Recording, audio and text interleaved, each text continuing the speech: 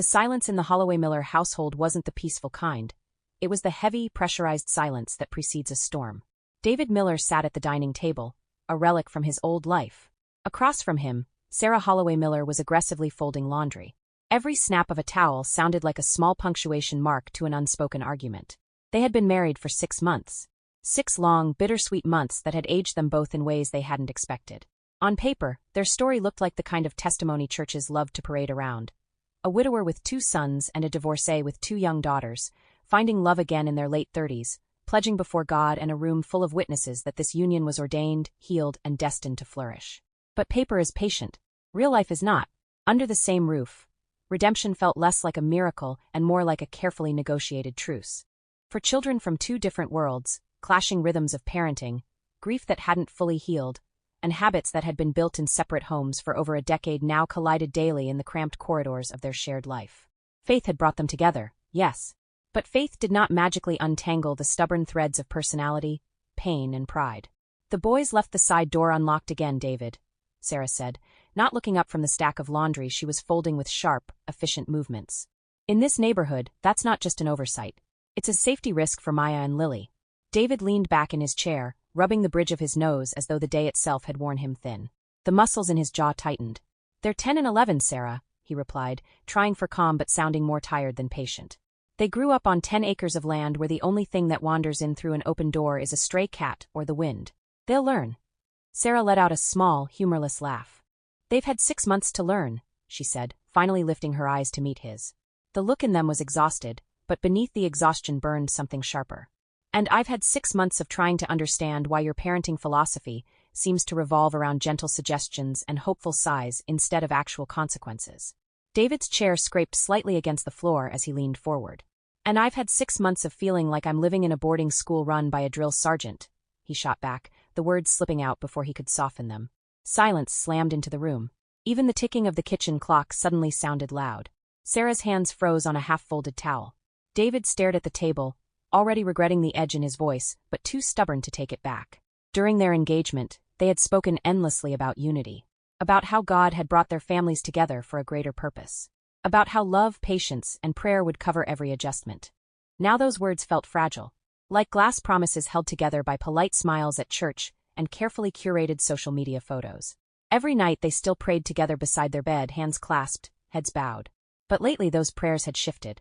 Where there had once been gratitude, there was now frustration. Where there had once been hopeful dreams, there were now quiet complaints disguised as spiritual requests. Lord, help us find peace in this house. Lord, help us understand one another. Lord, please fix what feels like it's unraveling. And somewhere between the amens and the turning out of the lights, both of them wondered the same question they were too afraid to say out loud. Had they mistaken faith for compatibility? The friction wasn't just between the adults. The step war, as the kids had dubbed it, was in full swing. Caleb and Noah missed their mother's gentleness and their father's undivided attention. They saw Sarah's rules as an intrusion and addition to their grief. Maya and Lily felt like they were being squeezed out by 2 giant, loud boys who ate everything in the pantry and played video games until midnight. The breaking point came on a rainy Tuesday, the kind of cold, miserable rain that soaked through coats and turned every small inconvenience into something heavier. David had forgotten to pick up Maya from ballet. Not intentionally. Not maliciously. He had been at the dining room table with Caleb, knee-deep in a physics project that involved wires, a battery pack, and a small contraption that refused to cooperate. The kitchen clock ticked past 5:15. Then 5:30. Then 5:45. By the time the realization hit him, Maya had already been waiting. Alone. Across town, Sarah pulled up to the ballet studio after receiving a frantic call from the instructor. The parking lot was nearly empty. The lights inside the building were dimming. Under the narrow awning at the entrance sat Maya, her pink ballet bag clutched in her lap, her small shoulders shaking, her tights damp from the wind-blown rain. The sight of her 8-year-old daughter sitting there, crying, scanning every passing car that wasn't coming for her, sent something hot and electric through Sarah's chest. She didn't just feel angry. She felt protective, furious, humiliated. By the time they got home, the storm inside her had fully formed. When Sarah walked through the front door, she didn't just bring the rain, she brought the lightning. She's a child, David. She felt abandoned. Sarah shouted, dropping Maya's bag onto the kitchen counter with a thud. David stood up from the table immediately, guilt already written across his face. It was a mistake, he fired back, his voice rising to match hers. I am one person trying to manage 4 schedules and a full-time job. I'm doing my best. Your best always seems to prioritize your boys over my girls. Sarah snapped. The accusation hung in the air like smoke. David's expression hardened. Oh, come on, Sarah. That's not fair and you know it. Not fair, she scoffed. Maya sat outside crying in the rain while you played science lab with Caleb. I wasn't playing anything. David barked. He needed help with a project that's due tomorrow. And Maya needed a parent who remembered she existed. The words landed like a slap. From the hallway, footsteps shuffled. 11-year-old Ethan leaned against the wall, arms crossed, his expression already tense. Caleb hovered behind him, eyes darting between the adults like someone watching a tennis match that had suddenly turned violent. From the staircase, Lily whispered softly, "Mom!" But Sarah was too far into the storm to hear. "For 6 months I've been trying to make this work," she said, her voice shaking now, the anger giving way to something deeper. 6 months of adjusting my daughter's lives, my routines, my expectations, just so your household can function. David ran a hand through his hair, frustration boiling over. "You think I'm not adjusting? You think this has been easy for me?" He shot back. "My boys lost their mother, Sarah. This house is already different from everything they've ever known. And my girls lost their sense of stability when we moved into it." Thunder cracked outside, as if the sky itself was punctuating the argument. For a moment neither of them spoke. Rain hammered against the windows. Finally David said quietly but with an edge that cut deep, "You act like your girls are the only ones who matter." Sarah stared at him. Her voice dropped to a dangerous whisper. "And you act like mine are visitors in your house." That was the moment something invisible fractured between them. Not just a disagreement. Not just another tense conversation. But the first crack in the fragile foundation they had spent 6 months pretending was solid.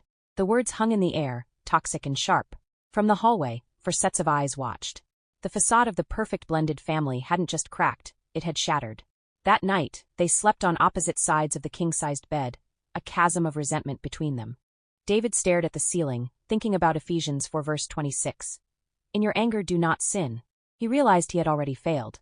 He wasn't just angry at Sarah, he was angry at the situation. He was angry that life was hard, that his first wife was gone, and that happily ever after required so much grueling work. Across the room, Sarah was crying silently. She felt like an outsider in her own marriage. She realized she had been using rules as a shield to protect her daughters, but in doing so, she had built a wall that kept David out. The next morning neither spoke. The tension was so thick the children barely ate their cereal. But as David went to grab his briefcase, he saw a sticky note Sarah had left on the fridge. It wasn't a chore list. It was a verse. "Be kind and compassionate to one another, forgiving each other just as in Christ God forgave you." Ephesians 4 verse 32 underneath, she had written, "I'm sorry. I'm scared, and I'm taking it out on you. Can we try again?" That evening, the house felt unusually quiet. David didn't retreat to his office like he usually did after a hard day, hiding behind spreadsheets and emails. Sarah didn't start the laundry or busy herself with the familiar rhythm of folding towels and sorting socks. For once, neither of them tried to escape the tension. Instead, they called all 4 children into the living room. The rain had slowed to a soft drizzle outside, tapping lightly against the windows. The family gathered in an uneven circle, some on the couch, some on the floor, the younger girls clutching pillows while the boys sat stiffly with guarded expressions. The air was thick with uncertainty. David cleared his throat and leaned forward, resting his elbows on his knees. "We've been doing this wrong," he began, his voice steady but stripped of its usual defensiveness. "Your mom and I thought if we just organized everything, rules, schedules, expectations, we could make 2 families become one." He paused, glancing briefly at Sarah before continuing. "But somewhere along the way, we forgot the foundation. We tried to manage this house like a system instead of building it like a home." Sarah took a slow breath before speaking. Her tone had softened, no sharp edges, no frustration. Just honesty. "I owe all of you an apology," she said quietly. "Especially Caleb and Noah." The boys looked up, surprised. "I've been acting like a boss trying to run a household instead of a mother and a wife trying to build a family. I've been so focused on protecting Maya and Lily that I never stopped to consider what it must feel like for you two to suddenly live with people who weren't part of your world before." Her eyes glistened slightly. "I've guarded my heart instead of opening it. And for that, I'm truly sorry." Silence filled the room. Finally, Noah shifted in his seat and stared down at the carpet. "It's not just you," he muttered. Everyone looked toward him. He rubbed the back of his neck, clearly uncomfortable with the attention. "We haven't exactly made it easy either," he admitted. "Caleb and I. We've kind of been jerks." Caleb shot him a look, but didn't argue. Noah continued, his voice quieter now. "When Dad said we were getting remarried, it felt like everything from our old life was just disappearing. New house, new routines, new people telling us what to do." He swallowed hard. "So we figured if we made things hard enough, Maybe it would all fall apart and go back to the way it used to be. The younger girls watched him with wide eyes. Noah let out a slow breath. But it's not going back. The room fell still. For the first time since the marriage began, they weren't arguing about chores, curfews, or forgotten ballet pickups. They were talking about something deeper. They talked about the empty chair at holidays where the boy's mother used to sit. They talked about the nights Maya whispered to Sarah that she missed their old apartment and the quiet routines they used to have. They talked about how Lily still packed her stuffed rabbit every time they traveled, just in case the new house didn't feel like home yet. And David admitted something he had never said out loud. "I thought marrying again would fix the loneliness," he said softly. "I didn't realize it might stir up grief all over again." Sarah reached for his hand. That night, the conversation didn't solve everything. There were still wounds, still adjustments, still long roads ahead. But for the first time in 6 months, they stopped pretending they were already a perfect family. And instead, they started learning how to become one. David acknowledged the girls' fear of losing their mom's attention. Sarah acknowledged the boys' pain of seeing another woman in their mother's kitchen. They stopped being step performers and started being humans. All right, so unity didn't happen overnight, but the climate changed. The Christian unity, they found, wasn't a lack of conflict, it was a new way to handle it all right. Instead of praying at each other, David and Sarah started praying for each other's specific burdens. They stopped saying "my boys" and "your girls." They started using "the kids." When the door was left unlocked, Sarah didn't yell. She walked to the boys' room and said, "Hey, I get nervous about the girls' safety. Could you help me feel better by double-checking that door?" 3 months later, the house still wasn't perfect, but it was different. The carpet still carried the occasional streak of muddy footprints. The pantry still had a mysterious habit of emptying faster than anyone could restock it. Shoes still appeared in the hallway like little landmines waiting to be tripped over. But the emotional battlefield that once lived inside those walls had quieted. The step war, as Noah had jokingly called it one tense night, had slowly transitioned into something far better, a fragile but genuine peace treaty. Not the kind written on paper, the kind written in small, everyday choices. One Sunday afternoon, David stood by the living room window, coffee mug in hand. Outside in the yard, Caleb was showing Lily how to throw a football. "Don't throw it like a rock," Caleb laughed, adjusting her grip. "You've got to spin it." Lily stuck out her tongue in concentration, launched the ball with all her might, and squealed when it actually spiraled through the air. Caleb threw both arms up like a coach celebrating a championship play. "See, quarterback material." David chuckled under his breath. 3 months ago, Caleb had barely acknowledged the girls existed. Now he was patiently teaching Lily how to throw a spiral. Inside the house, the kitchen was alive with noise. Sarah stood at the stove while Noah leaned against the counter, arms folded, watching with exaggerated skepticism. "You're putting rosemary on that?" Noah asked. "Yes," Sarah said calmly. "That's a mistake." "Oh really?" she replied, raising an eyebrow. "Absolutely. Garlic, black pepper, and paprika. Trust me." Sarah scoffed. "You're 17.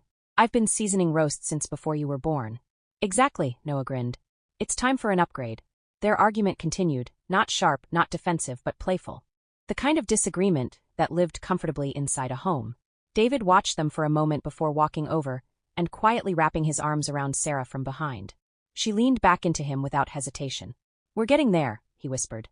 Sarah looked around the kitchen, the boys talking over each other, the girls' laughter drifting in from the yard, the smell of dinner filling the house. She smiled softly. "We aren't a blended family," she said. David tilted his head. No, she replied, resting her hand over his. "We're a refined family." He chuckled. "Refined?" "The fire was hot," she said thoughtfully. "There was friction, pressure, and a lot of uncomfortable moments. But that's what refines gold."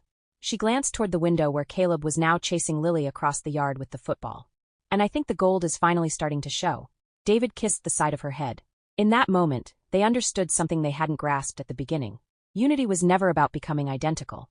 It wasn't about erasing differences, personalities, or histories. It was about alignment. Like a choir. Soprano, alto, tenor, bass. Each voice carrying its own tone, its own range, its own strength. They weren't singing the same note. But at last, they were finally singing the same song. Thank you for listening to this Threads of Grace story. If you are navigating a similar path of blending a family, consider these 3 questions. Where am I prioritizing rules over relationship? Am I viewing my spouse as a partner or an adversary in parenting? If this message touched your heart or reminded you of your own journey, take a moment to reflect on the lessons woven into the story. Grace often shows up in the most unexpected moments.